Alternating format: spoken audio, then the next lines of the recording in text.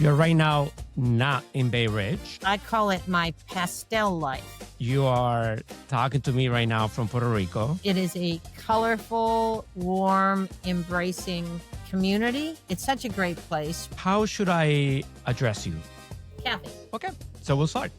From Columbia Journalism School in New York City, this is Juan Manuel Benítez Wants to Know. She's one of the most influential New Yorkers, a real power broker. As the president of the Partnership for New York City, Kathryn Wylde has been the connector between the business community and local government. Now, as she gets ready to step down, she has one more task to complete: the election for mayor.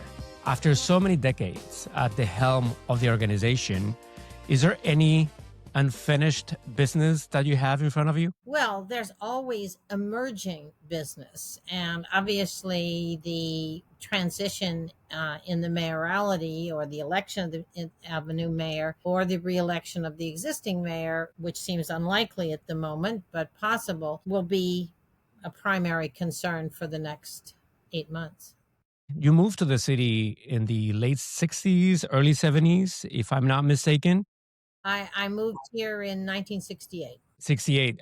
Are there any similarities that you see from that New York City you moved to in the late 60s to the New York City of today? Well, yes. The similarities are the assets of the city, the diversity and vibrancy of people, the productivity of the workforce, the great cultural and arts institutions, world-class industry leadership in many sectors: finance, media, real estate, design, and increasingly tech. And then the other similarity in terms of the overall experience we're going through is end of the 60s, beginning of the 70s, we were going through an industrial revolution from a manufacturing economy to a service economy. For the past 5 years, really accelerated by the pandemic, we've been going through a new industrial revolution from the service economy to the digital economy.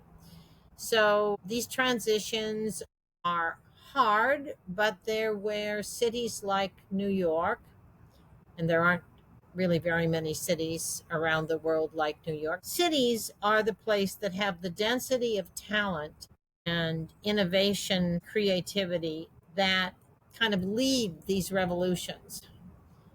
And so, fortunately, New York is in a position where we're well positioned in the digital economy. Every time I read a story on the mayoral election in the last few weeks, last few months, and business leaders are included in the story, it feels to me that the business community is freaking out about the possibility of having Assemblyman Zohran Mamdani as mayor of the city. Why are the wealthy, the millionaires and billionaires of the city, freaking out about Mamdani becoming mayor? I've been working on that. I think they're a little less freaked than they were primary night. Number one, these are people who don't like to be surprised, and they took for granted that Andrew Cuomo was going to win the Democratic primary. A lot of them invested in him. So they were shocked at the results. It's not a good feeling for them.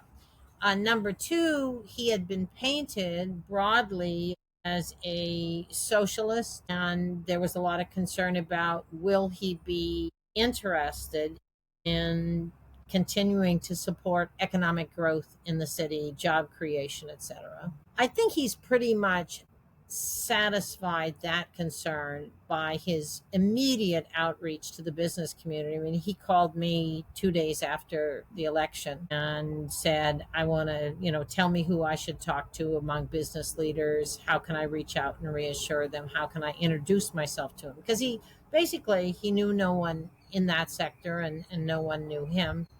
And they'd all been exposed to his youthful tweets that characterized capitalism as evil, etc. So they were worried. I think that's quieted down. Finally, New York is a place where it's a great business capital because it has a spirit of tolerance and pragmatism. What matters is not what you believe or who you are or what country you came from. What matters is what your talents and contributions are. New York is, New York is a real meritocracy. So the tension between Mamdani's positions on Israel that emerged in terms of the fears of the Jewish community is probably the biggest challenge that he faces, because the business leaders understand that New York is a great place to do business and to invest because its leadership is open, pragmatic, and inclusive of all people.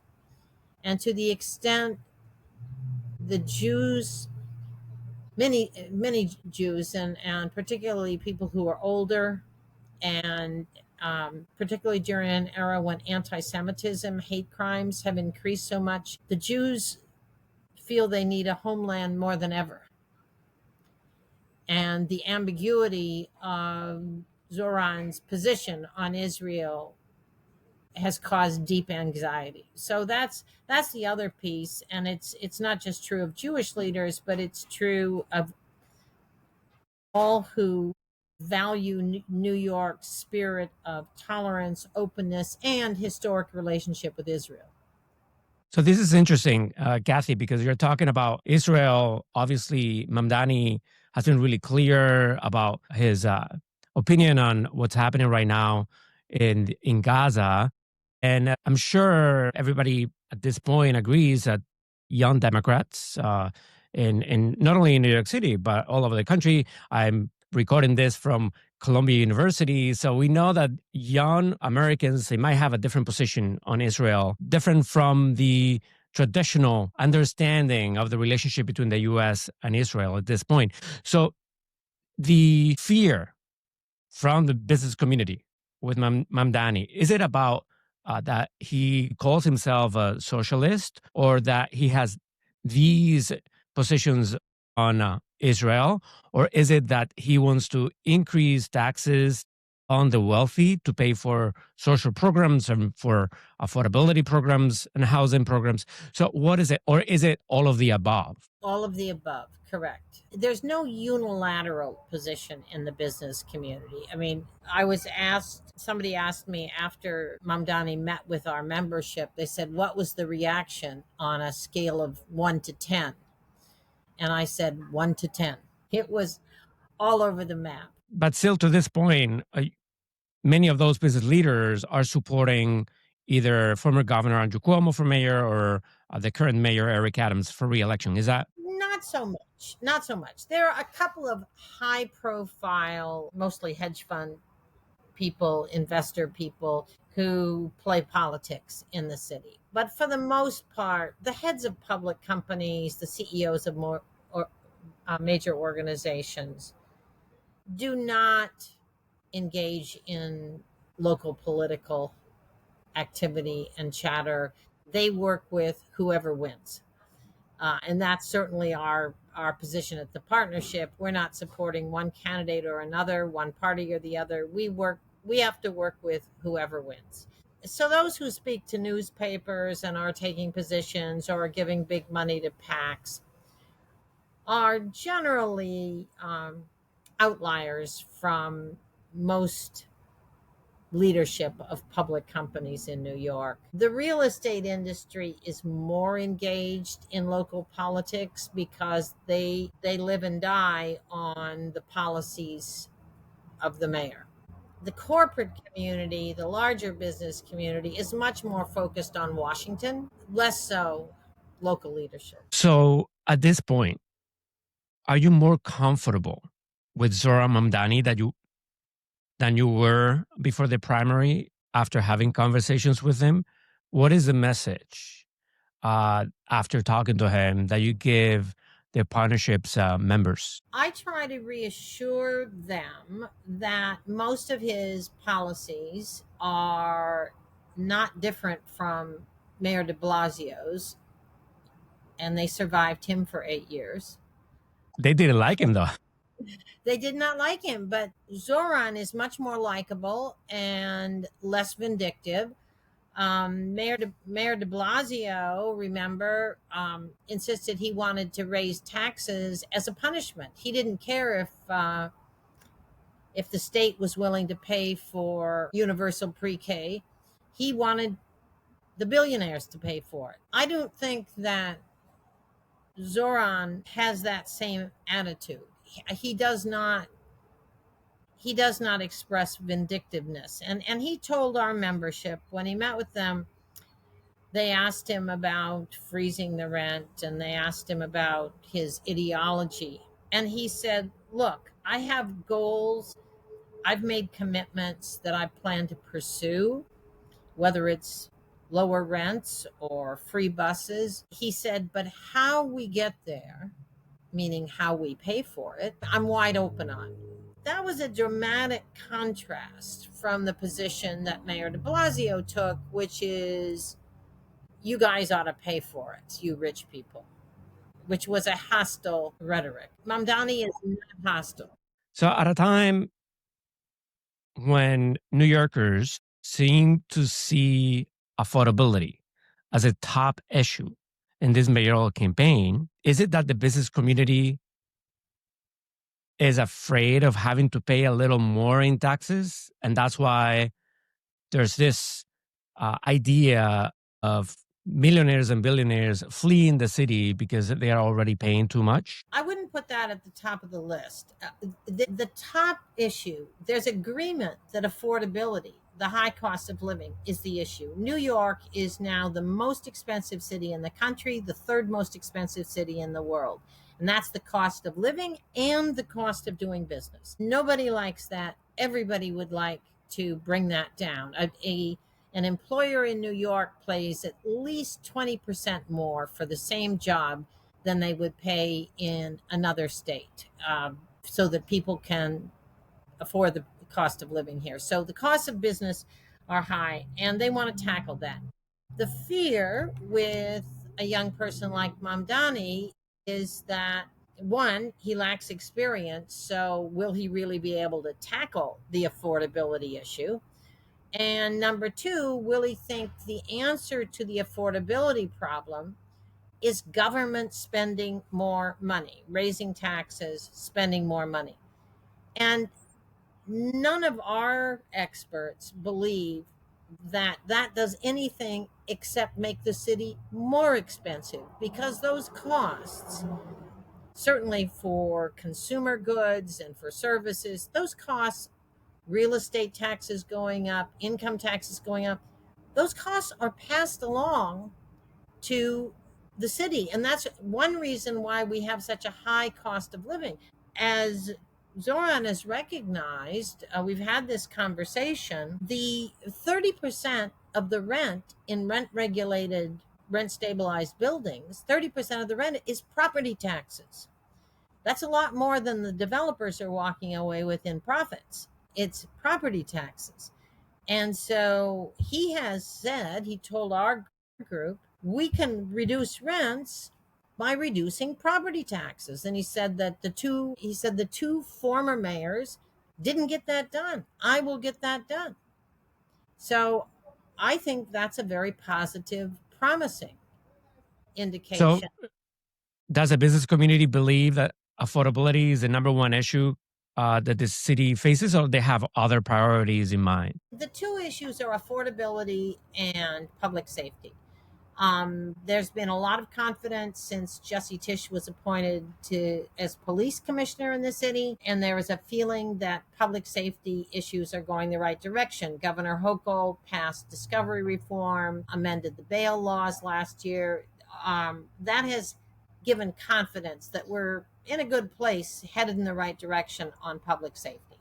So affordability is, I would say, the number one issue. And these business leaders, do they believe that if they were to pay a little more on taxes to make the city more affordable to all New Yorkers, that the city will become unaffordable to them? When we need to raise taxes, after 9/11, when Mayor Bloomberg said we need to raise property taxes, The business community supported him. In 2007, when David Patterson said, we need to create a payroll mobility tax, a tax on corporate payrolls, increasing corporate taxes to pay for fixing the subway system, which was a disaster. 80% of the employees of our office were companies, of our member companies, 80% of their employees use the subway. We supported that tax, and we supported its increase twice since. So we are not anti-tax in a mindless sense. This ain't Texas. And the companies here understand the cost of services and infrastructure is higher in New York, and they want to support that effort. The problem is when they feel that their tax dollars are going down the sewer, that they're not getting services commensurate, or that the government, local government, is trying to do more than they're capable of. And they're spending money. They look at some of the procurement contracts, the amount of money that's was spent on migrant shelters, $7.5 billion and counting, et cetera. Would the business community feel more comfortable with the idea of Mamdani as mayor if, for instance, he said, Brad Lander, the current New York City comptroller, is going to become my first deputy mayor? No. No, it's not one person, and certainly not one person who's on the progressive left. It's what kind of professional team. They would feel a lot more comfortable if he said, I'm going to ask Jesse Tisch to stay as police commissioner. They would feel comfortable if he had advisors who were experts from the business community. And, I asked him, I said, so are the Democratic Socialists going to run your policy issues and your as mayor? And he said, no, I'm going to do that. So he's got to convince people that he says he listens. He's got to convince people that he is listening to people who are pragmatic, not ideological, who have experience in dealing with the big challenges facing the city, whether it's getting more housing built or dealing with the fiscal challenges, dealing with the federal budget cuts that are coming down the pike that are going to dramatically affect our city and state government. And, you need people with experience in a variety of areas to be able to deal with those issues. Now, he has said, with regard to development, he had been a big advocate of what's called social housing, which is nonprofit or publicly owned affordable housing. He now has said he recognizes the housing issues cannot be solved without public-private partnerships, without the private sector investment and involvement. That's a big step. That's an important message to the real estate community in particular. So he has shown flexibility. No one in the broader business community knew him for anything except the attacks on him that were coming from other candidates. Honestly, the same was true when Eric Adams was elected mayor. He had been Brooklyn Borough president. He had support of the unions. He didn't have support from the business community. They didn't know him. It turned out, from a perspective of business, his policies were generally consistent with the priorities of major employers and what they were trying to achieve. Certainly his focus on housing and public safety were totally in sync. And hopefully we'll find the same common areas of interest, common denominator with Zohran Mamdani, assuming he's elected. Andrew Cuomo resigned. He had to step down as governor 4 years ago after several women alleged they had been sexually harassed by the former governor. Now, why is he a better option for the business community than Mamdani? Well, I think that's it. It's unclear. There are many in the business community who would like to see Eric Adams reelected, who are very disappointed that he's had so many issues. But generally, his policies and the people that have led his various agencies, they have a lot of confidence in. And Mayor Adams does not give credit for many of the things he's accomplished, the zoning reforms and changes, the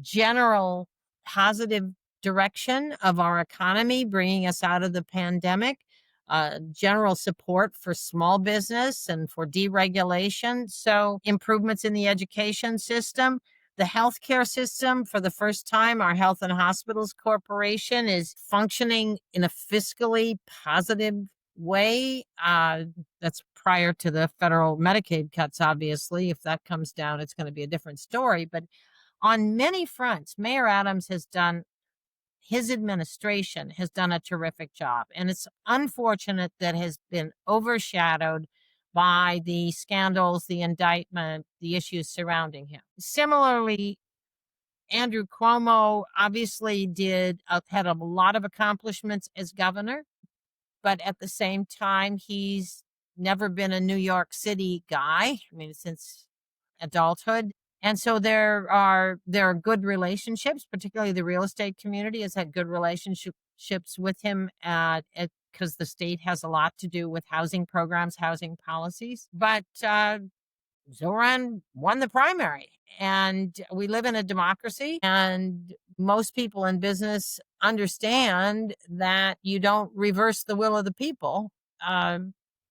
You you figure out how to deal with the leadership that's elected in this country. You mentioned a few times Mamdani's youth and inexperience. Let me get a little personal with you, because you started as a community organizer here in the city of New York. So how is the Kathy Wylde of the early 1970s? How is she different from the Kathy Wylde of today? I don't think I am different. I came to New York. I fell in love with the city. I grew up in the Midwest. I came the summer after my freshman year in college to work in a church basement day camp in Brooklyn, and I had the experience of a lifetime. I'd never been in the city. I fell in love with the city, its people, its diversity, the great food of all kinds that you could get. I mean, it was great food. I didn't have any money. It was great food, cheap. You had lots of options in New York, and the constant stimulation. And I think that New York City is a place that is open to anybody with drive, with energy, with talent. And that was certainly my experience. I had no connections whatsoever. I didn't come from an Ivy League school. I didn't have a network of relationships. I had nada. And I was able to work hard. I started as a community organizer at a hospital in Sunset Park, Brooklyn. I was part of the hippie anti-war movement of the time. Honestly, I haven't changed. I was always interested in figuring out how to use power to help people. I did that by organizing demonstrations, took over with a group of about 100 local residents, most of them coming out of drug programs in Sunset Park. We took over 26 Federal Plaza, the 36th floor, to be able to get the Federal Department of Housing and Urban Development was selling FHA foreclosed homes to corrupt brokers. And as a result, you were seeing fires in these attached two-family homes in Sunset Park and Bushwick and the South Bronx. That was the first big undertaking I did. And it was and after we occupied his office, Bill Green, who was the HUD regional administrator for the federal government at the time, he actually had tears in his eyes. He was a very nice guy. He later became a congressman. And he didn't have us arrested. He made a deal and he wrote it out. After we spent about 8 hours in his office, he wrote out a deal where he would turn over the FHA foreclosed buildings to a nonprofit organization that we created so that we could repair them and redevelop them, and they would be homeownership opportunities for local residents in Sunset Park. And that became a housing movement in Sunset Park that really avoided the kind of gentrification that took place in Park Slope and Williamsburg, other Brooklyn neighborhoods. We established a very strong base of subsidized affordable housing in Sunset Park that that help that neighborhood develop as a true and continue as a true mixed income neighborhood. That's the same me that's fighting for congestion pricing, that's working to support the public schools, again with the support of the business leadership. It's just a matter of figuring out how power can be directed towards solving the problems that face the city. I'm asking this personal question, Kathy, because you know that Mamdani has captured the attention and the inspiration of a lot of young voters in the city. He even expanded the youth vote for Democrats during the primary election. Is there something that you tell those young New Yorkers from your all the decades of experience, all those, you can say that they are ideological or they have some idealism? What would you tell them? Well, I think idealism is different from being ideological. Idealism is having a vision of things getting better, and I think that's really important to support. And young people bring a fresh vision. I think the fact that what did you get 170,000 new voters came to the polls in the Democratic Party to support Zohran. I think that's fantastic.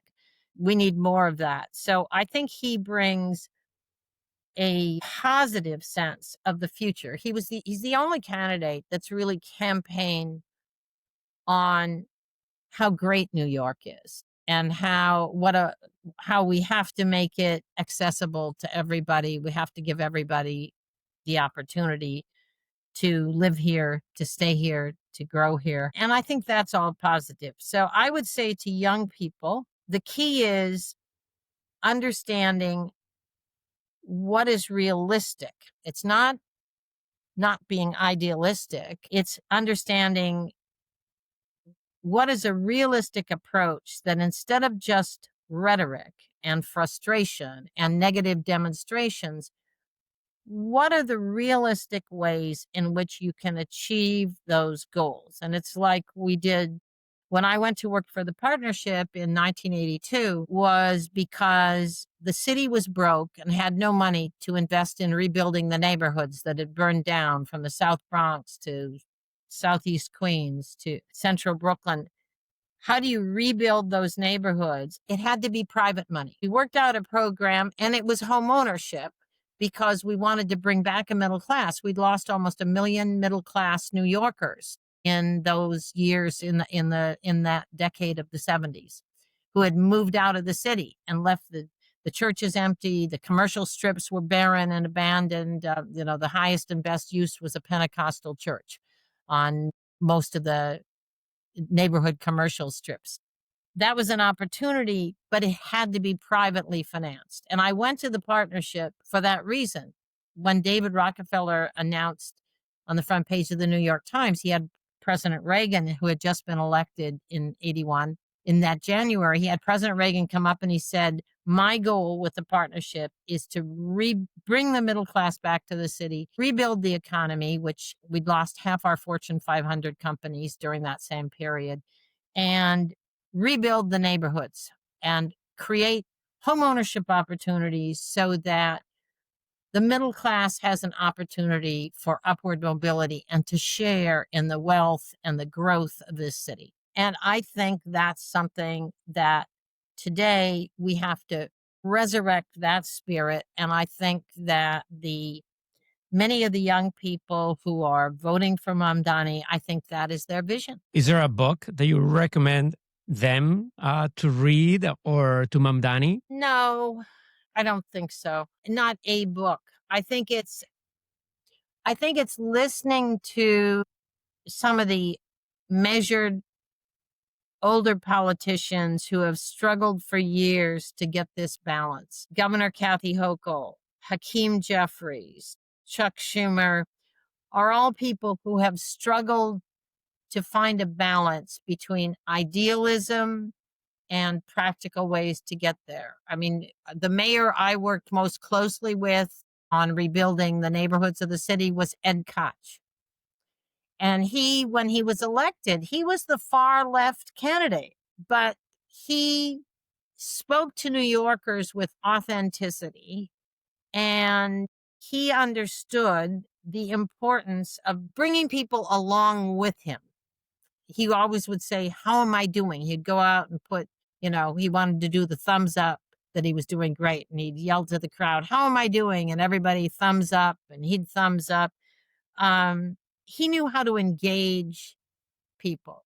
And hopefully our next mayor will be able to do that. I think, honestly, I think Eric Adams is also very good at engaging people.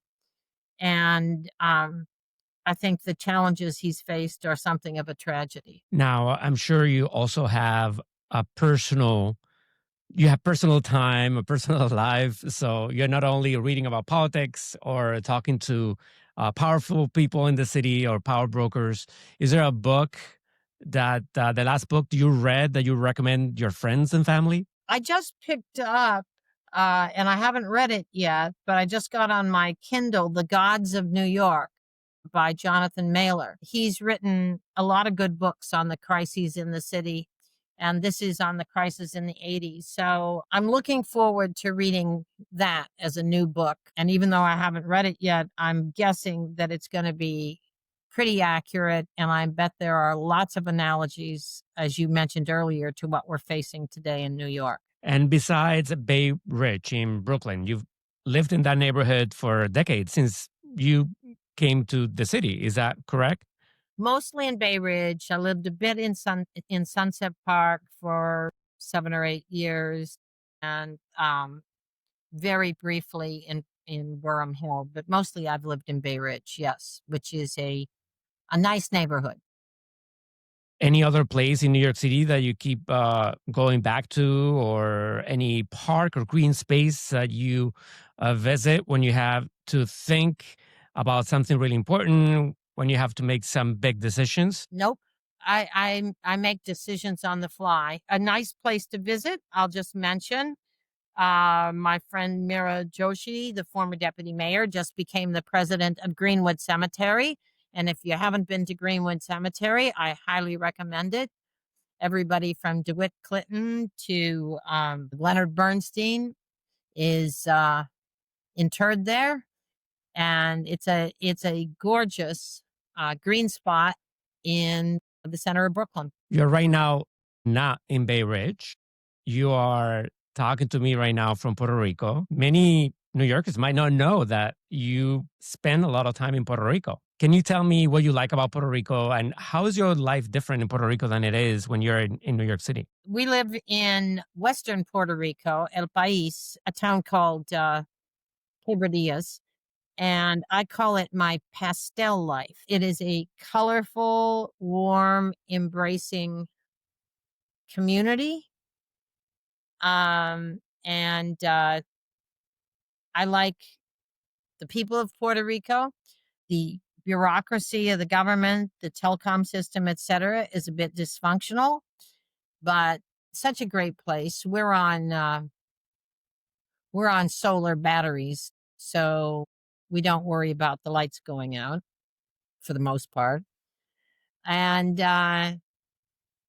even the hurricanes have started to turn north before they hit us for the most part. We are prepared for hurricanes, but we've had fewer in the last couple of years. I think that might be a silver lining of global warming.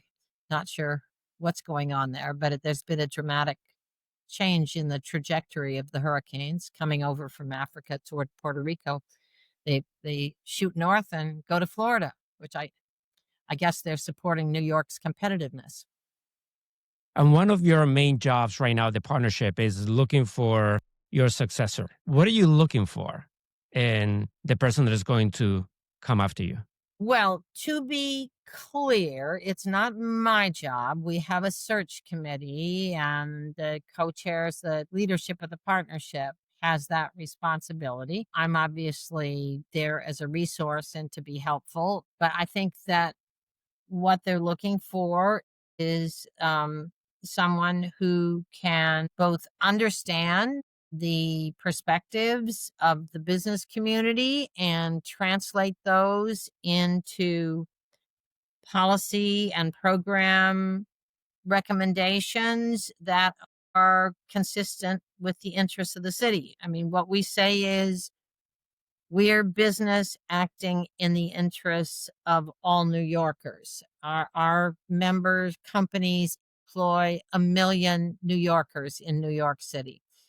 And their interests are, we specifically invite members into the partnership who have a civic engagement commitment. This goes back to David Rockefeller founding the organization as not a chamber of commerce, as an organization that was going to be a partner to the governor, the mayor, the congressional delegation in supporting the city. And so we've focused on building the economy, rebuilding neighborhoods, and affordable housing, which is where I started in the partnership, on the public education system, leading the efforts to get mayoral control of the schools and preparing kids for real jobs in an ever-changing economy.